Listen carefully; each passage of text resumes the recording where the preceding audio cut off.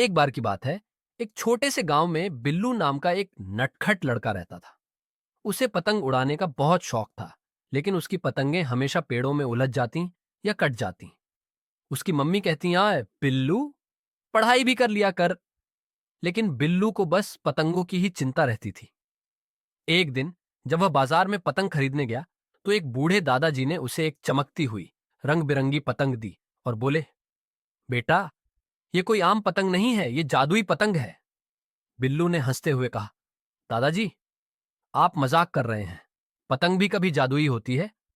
लेकिन फिर भी उसने पतंग ले ली। घर आकर उसने जैसे ही पतंग उड़ाई, पतंग अपने आप ही आसमान में ऊंची उड़ने लगी। बिल्लू हैरान रह गया। पतंग बोल भी सकती थी। उसने कहा, बिल्लू, चिंता मत करो, अब मैं कभी नहीं कटूंगी। बिल्लू खुशी से झूम उठा। लेकिन फिर गांव के बच्चे हैरान होने लगे। अरे, बिल्लू की पतंग कभी कटती ही नहीं। सभी उसे पकड़ने की कोशिश करने लगे, लेकिन पतंग इतनी तेज थी कि कोई पकड़ नहीं पाया। एक दिन बिल्लू की मम्मी ने उसे आवाज लगाई, बिल्लू, दूध लेने जाओ।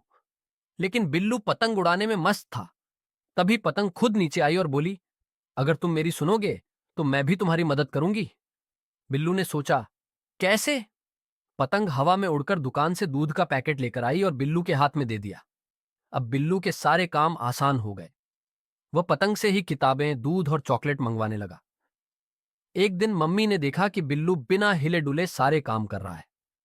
उन्होंने गुस्से में पतंग को पकड़कर अंदर रख दिया। पतंग उदास हो गई। बिल्लू को एहसास हुआ कि वह आलसी हो रहा था। अब बिल्लू खुद काम करने लगा, लेकिन पतंग को सिर्फ खेलने के लिए उड़ाता।